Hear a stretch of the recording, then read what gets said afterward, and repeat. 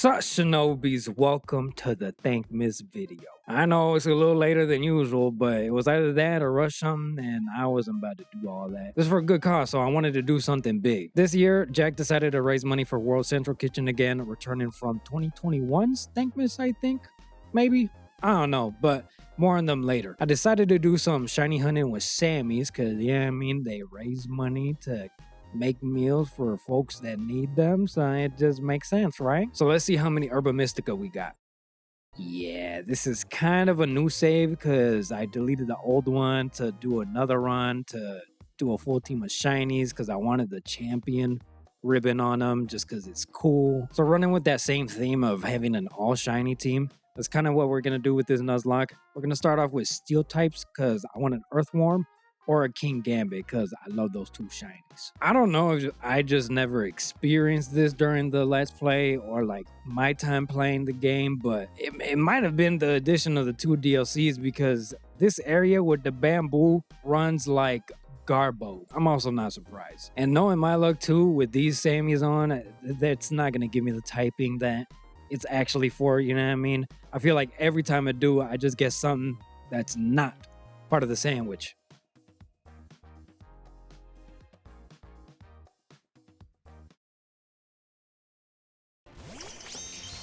See what I mean? We're also going to spend some time in this desert area because one, this is where Earthworm resides, and you have 6-4s, you have Q-Fin, so we also got a couple other options. I went with steel types because I wanted to use mons that I haven't used before, just in general, and then mons that we didn't use in the Let's Play.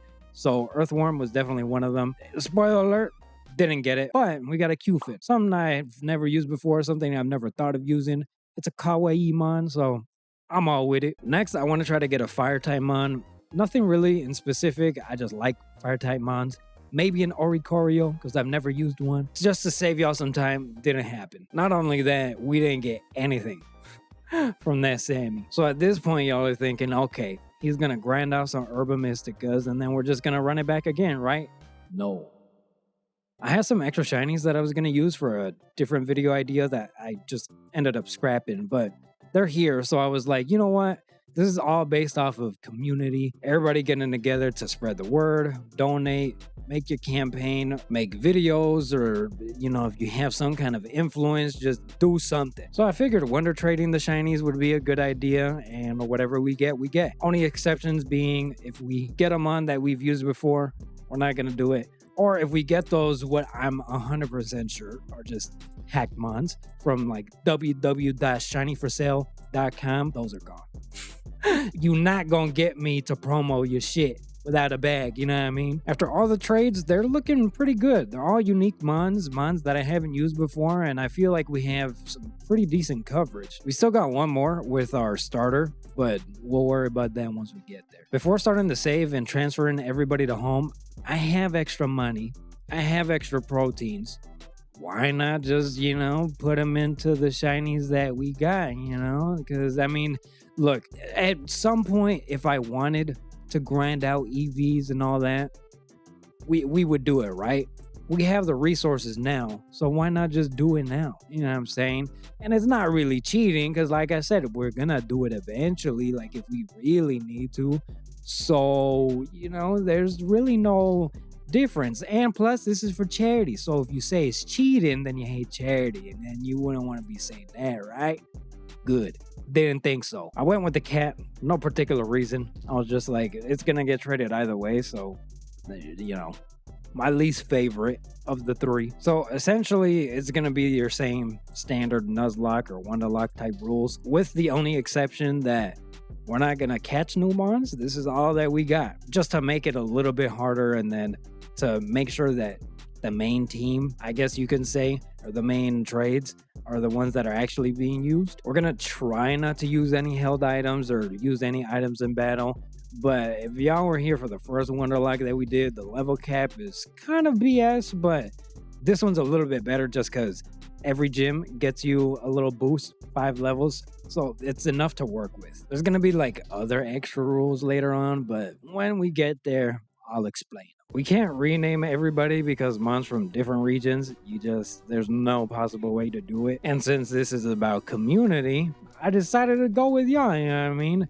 As a little thank you. Thank you for interacting with me, the videos, pushing us through the algorithm, and all that good stuff. No Mon in particular goes to anybody except for Miggy, because he's definitely that guy that uses the same damn team for every damn Pokemon game. We're not going to be able to use everybody just off rip because of obedience. And just as a quick reminder for those that were here for the Wonderlock or for any of the new Shinobis, when you get them on that's not your trainer ID or you catch them on that's above the obedience level, in this game it's 20 starting off, it starts to disobey. So it'll either, I've seen Mons just put themselves to sleep, I've seen them just use different moves or just straight up not listen or end up hurting themselves like if they were confused. So a lot of bad stuff if you doing a lock like this, you know what I mean? In a regular game it's like kind of whatever, because then you can just blast potions, right? Kind of brute force it, but we don't got the facilities for that. So for now we're just gonna run with Miggy, Knackley, and Grimer. I know I'm bringing in a level 20 Mon to a battle where the highest level is 9. And usually with these kinds of locks, you try not to be over leveled, but I just wanted to do a little experiment. Whenever her Pommy pops a Terra, I feel like she only uses Thundershock. So I was like, you know what? We have Disable. What happens if you disable Thundershock? Weirdly enough, that's the only move that it has. So it just ends up struggling. And yeah, I don't know why it's set up like that. I think it's set up like that because it's trying to show you the benefits of using a Terra, because it's stab and it's boosted from the Terra, so that's probably why, but it's still really weird. So after that, being introduced to everybody again and like 40 minutes of mashing the A button, we on to the first gym. We do need to grind just a little bit, just so everybody can be at a comfortable advantage. We have coverage when it comes to moves though. Miggy with Mystical Fire and then Vaulting with Wing Attack. It's just a matter of getting to the right level. Ideally, we want to be like 3-4 levels higher than the ace. I figured, you know, it's not too over leveled and it doesn't give us that big of an upper hand, but it's something. That does bring us to the first unique rule, I guess you could say. In this game, you can actually run from trainer battles. It counts as like you losing the battle, you give up money.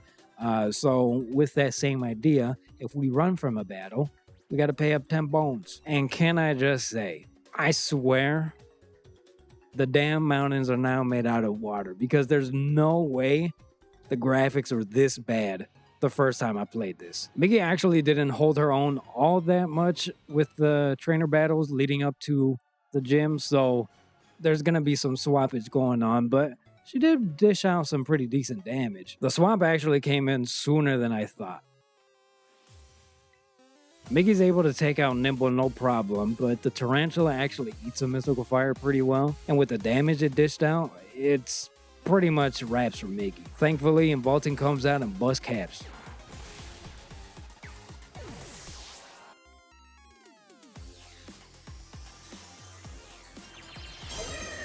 Fury Swipes does some pretty hefty damage. So after our Wing Attack, we end up swapping into Knackley. Knackley is definitely our main tank in this run. She eats a Fury Cutter, no problem, and smacks down Teddy Ursa for her first badge. Diarcheon gets added to the team because conveniently, Sudowoodo is level 17. She's in the perfect range for that 3 to 4 level difference. Miggy takes the lead again because of coverage, and it should be enough to take care of all the mons up until Sudowoodo, so then we can get Diarcheon in. That also doesn't happen because Petalil has to go down in 2 hits, and then the Smoliv actually dishes out enough damage to put us in range of getting KO'd. So we get an early switch in a Diarcheon. After a Terra and an Ember, we're on our way to Sudowoodo. The early switch in actually didn't matter. I was just more afraid of taking too much damage before getting to Sudowoodo because of Sturdy, but after 2 Embers, we're golden.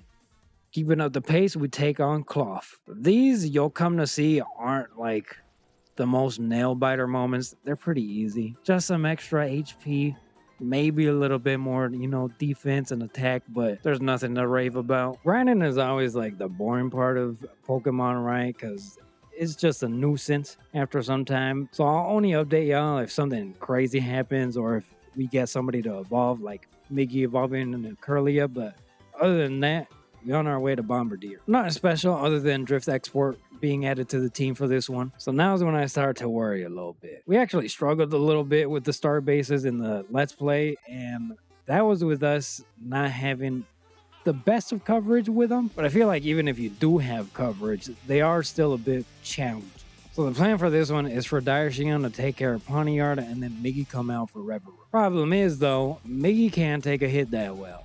And even worse in-game. Off-rip though, I Terra Direshion just because Pawniard gets a boost with his ability for taking damage, and if we can end up just OHKOing him, why not? I'd rather waste the Terra on Pawniard than not, and then us take damage that was unnecessary otherwise. I also plan to stay in to pop a Fire Spin so he takes some chip damage while Miggy puts in work, but that's not how this Revel Room works. Me not knowing that, I keep on mashing A, thinking that the prompt for taking damage is going to come up, and we lock in a Fire Spin. Shion did take the first Wicked Torque pretty well, so a second one wouldn't be too bad, but luckily it went for Metal Sound instead. It also missed. Ember isn't enough to knock it out, and at this point, we got to get a clean swap. Thankfully, I brought Charcadet just in case, and I mean, we're not going to use it. We're not going to use it because we can't even evolve it, so there's no point. Might as well just get a clean swap, save Miggy for later. Could we have risked it protecting a Metal Sound? Absolutely. Could we have taken a Wicked Torque though and finish it off next turn? Probably not. But hey, you know, with the first death of the run, it's 15 bones. And I mean, we're up 15 bones at least, and we have what is arguably one of our better mons saved. So with the base taken over, we head back to Artazon and head on to Iono. Grinding's starting to be a little bit of pain in the ass, with trainers at least. They're not giving out XP as fast as I'd like, and I'm not gonna lie, I'm kind of behind on recording and editing because, you know, past few months have been busy, so we gotta find a better way. We're too under level for chances and raids. I mean, raids would count, right? If a mon fainted in there, so not gonna risk that. So I head to the cave leading into Alfornada. Bagon has a chance to spawn there, which is good for Miggy because we're not affected by the dragon type moves. Plus, we're super effective. Is it risky? Extremely. Is it worth it? Hell yeah. And same with Salandit, but Salandit is a little bit riskier just because of the poison type moves. I do know my limit though, so after just a few battles, we dip on out of there and then we go back to trainer battles. And I actually didn't realize that the auto battles actually register mons to the Pokedex. It just makes sense, you know, thinking about it, but I really never used the auto battle thing unless it was for shiny hunting during raids. Not raids, but mass outbreaks. If you shiny hunt during raids, you're a psychopath. Full odds? Hell nah. So I go around doing some auto battles, filling out the Pokedex. It's not something that we plan to do. I just want to finish the game, but it does get Zalika evolved into the Trio and evolving into Pelipper. We do hit our level cap, and I know we're going to be a little bit more above that cap than expected just because of the Sims that we have to battle before Iono and a rival battle that I completely forgot about. Zalika just ends up mowing through the team though with Rockruff and Palmy. For Quaxwell, we take out Knucklestack because I've never used Knackley and I want to use Salt Cure, you know what I mean? Then that's really the only reason why. Even if it could OHKO, we're okay because of Sturdy, so we're good. Even with being confused, it's nothing to worry about.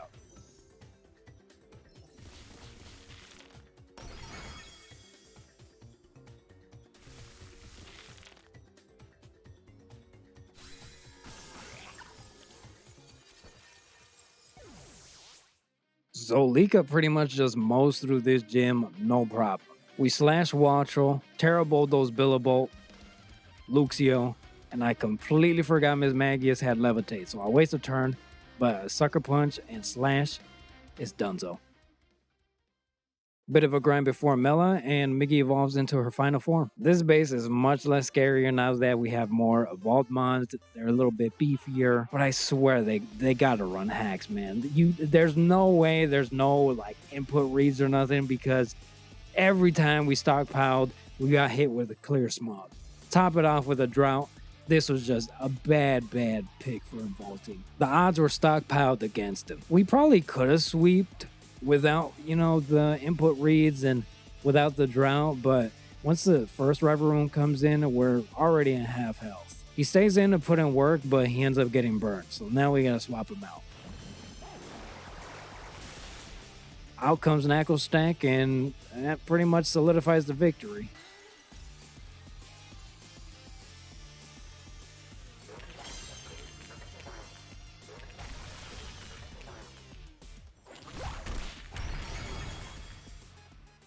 It's worm time, baby. I forgot that the ability that it has just eats ground type moves, so it was a quick swap to Darshion and us forget that Zolika was out. Then Miggy takes it out in the second stage. Drift Export gets a Thunderstone, and it's on our way to Kofu and his fish. You know, for being a chef, you'd think he'd cook with his team, but Drift is probably just way too good for that. He just ends up discharging through the whole team. Nothing crazy, nothing to worry about, and we get through the gym swimmingly. Cave grinding starts to be a bit of a hassle, but it does get Rain to her final form. We head on over to the Chansey farm, and literally after 2, everybody gets to their level 36 goal. Some of them even higher. Darshion also evolves into their final form during the process. The battle with Atticus did not go as I had planned, and not gonna lie, I was sweating a bit. The plan was essentially let Rain lead, just so she can have her limelight, and swap into Zolika or Miggy later for Rever Room. Skunk Tank wasn't a problem. We ate a Sucker Punch and then a Heavy Slam. The first Rever Room comes out and it does a good chunk of damage with Bulldoze, but Rain eats it and we dig to knock it out. Here, I make the right read of a Mud Slap and Miggy comes out, but Side Beam does an Oko, which leads us to take almost half our health, and that's not good for Miggy. So Zolika comes out. Noxious Torque does a decent bit of damage, but nothing compared to Spin Out. It almost takes out Zolika, and Zolika doesn't land the Sandstorm. Being not in the best of spots, I decide to bring Rain back out. Luckily, she's able to tank hits. Top of that, she's immune to one of the moves, and we can still do damage. It was close, but after a few turns and nearly getting knocked out ourselves, she clutches up, and we get ourselves the base. After some grinding, our foreign friends evolve into Muck and Garganackle. They're not going to be used in this upcoming fight, but every time I grind, I decide to get everybody up to the same level, just in case we do end up deciding to use somebody that's not currently on the roster. Once we hit level 39, it's on our way to the best gym of all time, Larry's Gym. Rain takes the lead for this one since she's the only one with a fighting type. We bust ourselves down and pop Rock Smash. Kamala takes 2 hits before getting KO'd and putting us to sleep. It's at this point I realize that I don't know how terrains work. I swapped to Drift because he's got electric terrain, so in my brain I'm like, okay, we pop that, swap in a Rain, so she wakes up, and then we're golden. We end up taking hella damage, but luckily Static pops and the para lands. Rain comes out and she's still asleep. So Miggy comes in to save the day with a Calm Mind, Side Beam, and a Dazzling Gleam, all while tanking hits and fighting through a para of her own. Not the cleanest of fights, but there's not much we can do when we don't have anything that's super effective, aside from one move. La Primera wanted to witness greatness, so she asked if she can watch us slam dunk on Pneumonia. And I gotta say, the team is looking pretty good, man. A few holes, but nothing we can't handle. Rain takes out Lycanroc, Zolika takes out Pomo, Miggy gets Goomy, and Drift takes out Quackaball. We head on over to our next gym since obedience level is getting close to the cap, but we have a problem with this gym too. We don't have anything super effective against Rhyme. I do have a master plan though, the Drift Zolika duo. So with Drift having discharge, we can go ahead and attack the whole field. With Zolika, we don't have to worry about taking damage because it's not going to affect them. Top of that, Zolika can solo target him on just for extra damage with Earth Power. Plus, we have Electric Terrain, and the crowd cheering gets a stat boost in literally everything. So it's a wrap. It gets even better when Mimikyu gets paralyzed and Drift conveniently learns Sucker Punch. Houndstone gets popped as soon as he comes in, and then an Earthquake Discharge combo takes out the rest of the team. Duo of the year, baby.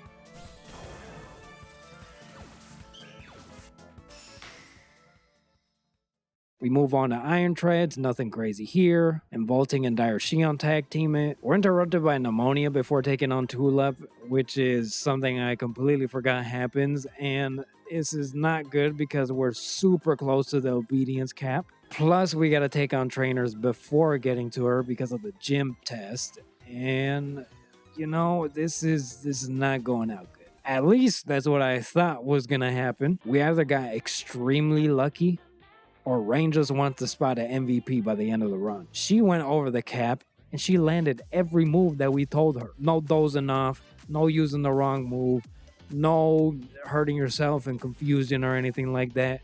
Just straight banger. I don't know how else that fight would have gone without rain, but you know what? We ain't got to worry about that. We're not going to question it. Our fight for the last gym badge goes pretty smooth too, thanks to Dire Shion. So Titan was the only mon that landed a hit. Looking at the team, it's looking pretty good, man. Like I said, a couple holes, but I'm loving the way that the team looks. And on top of that, if, hopefully it doesn't, but if something does happen, we still have Satato and Obama Snow in the back, just in case. Both of them, I feel like, pretty good moves and stuff. Not generally seen as the best mons, but they're unique. But everybody so far, they've been clutching up when they need to. The team got some personality. We got some good synergy going on, you know what I mean? We good. Now to finish off what I consider the side quests of the game. And not gonna lie, we are a little bit over leveled because I ended up grinding a little over what was expected. Because I guess I went to the main menu of the Switch, and if you have a sandwich running, it actually pauses the timer for the sandwich effects. It was only a minute or two, so I took care of the blissies and chances that spawned in. It was necessary grinding either way. We were going to do it eventually, so it's not that big of a deal. Also, Zolika wanted to learn Fisher, and the gambler in me so bad wanted to teach it to him.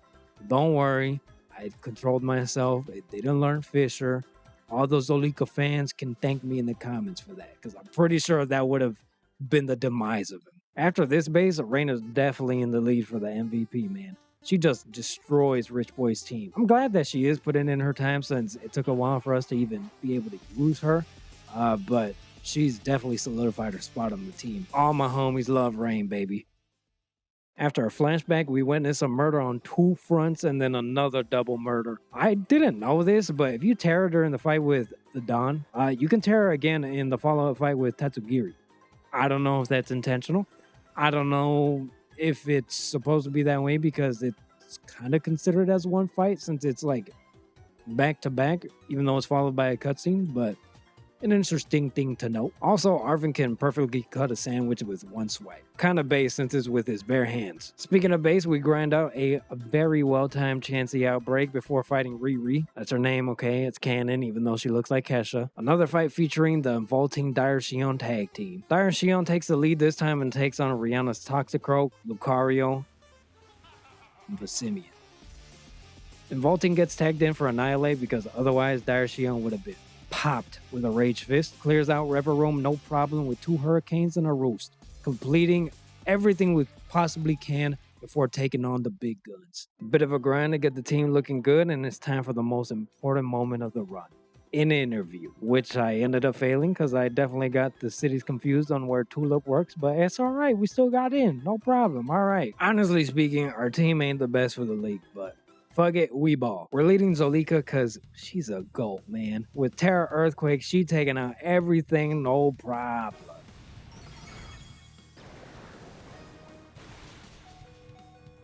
Well, we gotta play a little risky, so she stays out for camera to pop her with Earthquake. Then we switch out to Involting and take care of Donphan with some Water Pulses. He misses the Hydro Pump on Dugtrio, so we roost the next turn and figured out that we could have just used Water Pulse from the beginning and avoided the damage. Luckily, Clodsire wasted a Protect while we roosted. I get a bit trigger happy and I misclick for a Water Pulse. We get poisoned, but next turn Involting gets rid of it himself.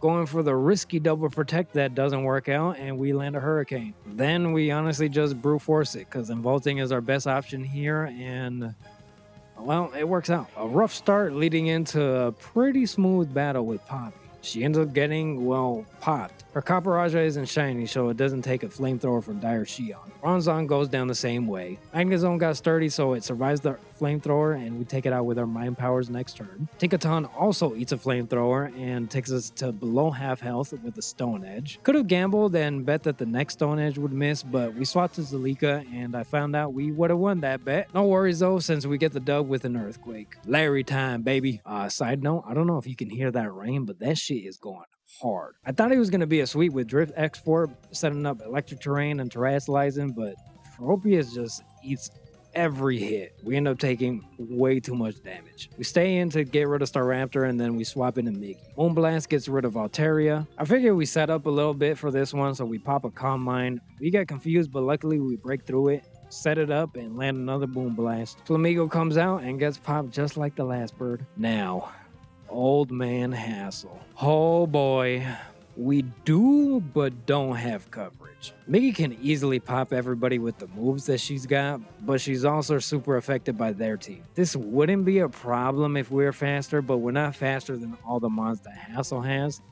And since we did an EV train, I'm just going to assume that we have the lowest speed possible. But I do have a plan. And Vaulting doesn't do much in this battle, so he gets swapped with Garganackle. We give Miggy Future Sight and Hypnosis. With that set up, we gamble for a victory. We might be losing Garganackle in this one, but we'll see. We're slower than Noivern, so we get to half health with Super Fang, but pop it with Moonblast. We take care of Dragalge no problem with our brain power. With Haxorus, I'm betting it uses Iron Head since it's going to be super effective against our favorite typing. So I Terra Psychic and it works out, thankfully. This is where the gamble comes in. Flapple is slower, so I go for a Hypnosis and thank the RNG gods it lands. We set up a Future Sight. I don't know if it gets boosted from the Terra since we're not going to be in when it lands, but either way, we need that extra bit of damage. Moonblast takes out Flapple. There's no way we can take out Gogeta with Miggy, so that's why Garganackle comes out. It eats an Icicle Crash and Future Sight lands with massive damage, more than I thought was going to happen.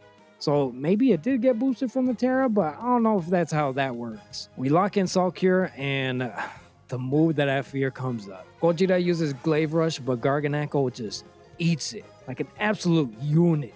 And we get the dub, baby. I knew it was tanky, but I didn't know it was that tanky. But Miggy gets her old moveset back, Dire Shion gets Shadow Ball, and we're on our way to La Primera, who's an absolute joke, by the way. Look, I get that the Ace Mons come out last, but that ability that Glamora has probably could end a multitude of runs if she just leads with it. Or damn, like if they wanted to have her keep Glamora, just give her a different ace, man. Plan out the fight a little bit better. I mean, it's all good though, because it's an easy dub for us. Dire Shion takes out her first 3 months, no problem. Veluza goes down to Drift's Discharge, and Vaulting doesn't really struggle with Go-Go, but it does take 2 hits. He also doesn't Oko Glamora, so we give our MVP the winning hit. And like a Chad too, no Terra, heavy slam, giving us the title of champion. We're not done yet though, since we still got some more stuff to do, but first, a champion gotta look like a champion, baby.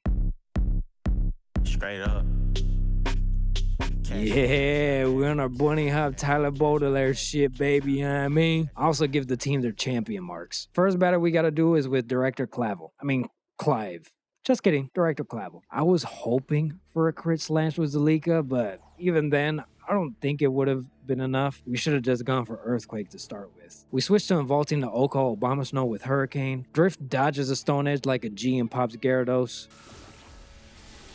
We bait the Shadow Ball from Poltegeist. Dire Shion pops her Terra to get rid of our weakness, but ends up popping Poltegeist with our own Shadow Ball. The sus Pokemon gets voted out with a Flamethrower, and a Vaulting comes out and flies above an Earth Power and 2 taps to win the battle. Pretty smooth fight. For Arven, we're going to swap Zalika with Garganackle just because I think it's good to have Stealth Rocks in this fight. We take massive damage from Greedent since it takes us 3 turns to take him out. First turn to set up rocks and then 2 Hammer Arms. I go in and Vaulting so it can pop a Hurricane and Oko, but doesn't play out that way. He misses and we end up getting spored. While he's sleeping, Toadscrew ends up missing a Power Whip, lands the next one to wake us up, and the Hurricane doesn't even take him out. So we roost, he misses Power Whip, and we take him out with a Water Pulse. That was like the best, worst RNG we've had in the entire run. That could have gone horrible. Arven's Garganackle goes down with a Hydro Pump, Scovillian goes down with Hurricane, and Vaulting can dish out enough damage to take out Cloyster, so instead of swapping the Drift,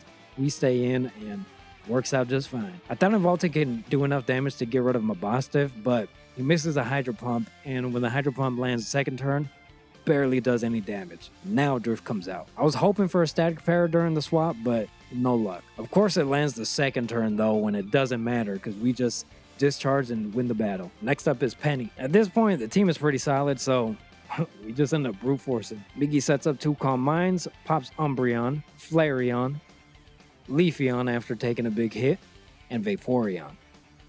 Zolika comes out for an Earthquake on Jolteon, and the MVP Rain ass slams Sylveon. It's still crazy to me that Penny hit the biggest lick of the century just across the board and fumbles the bag. by giving herself up. She could have easily paid someone to take the downfall.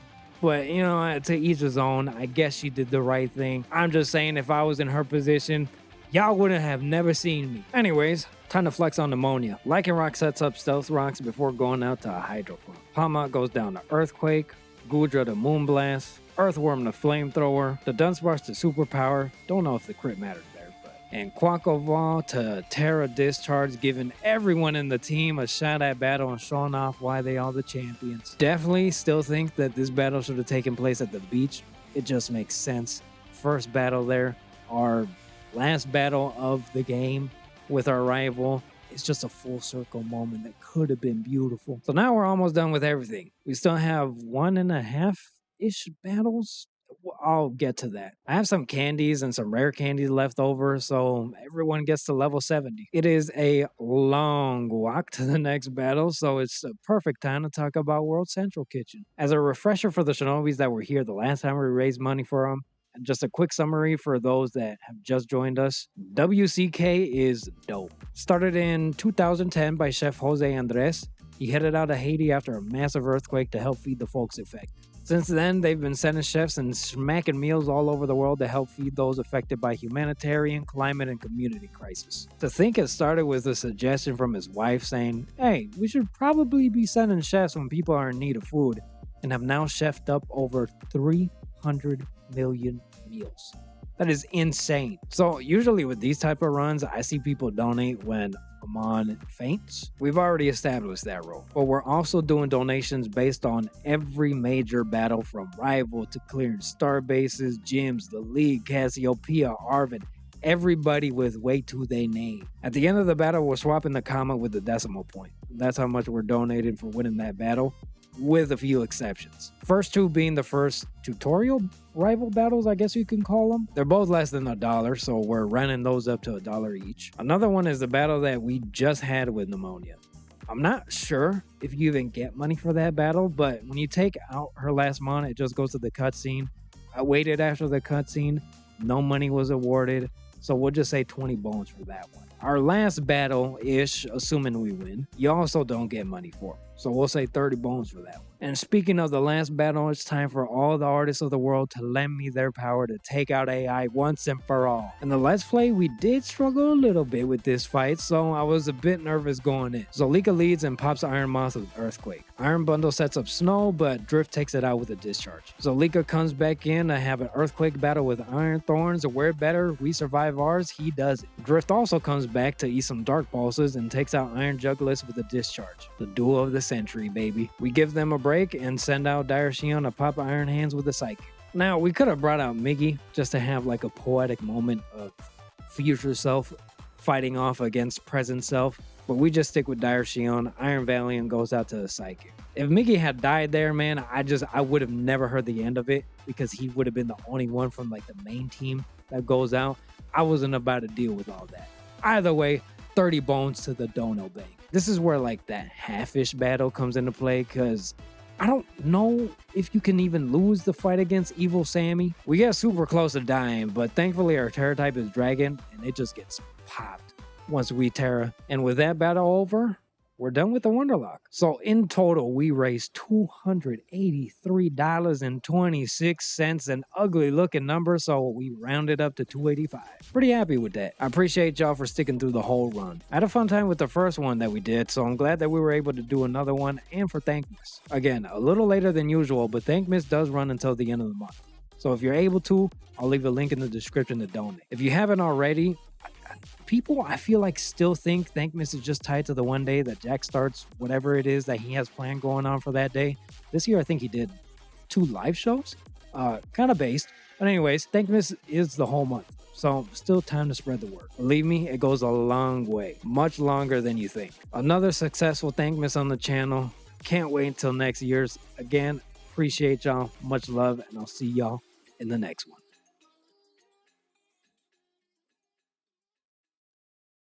We're not even going to talk about the DLC because I don't even have that shit bought. Okay, peace.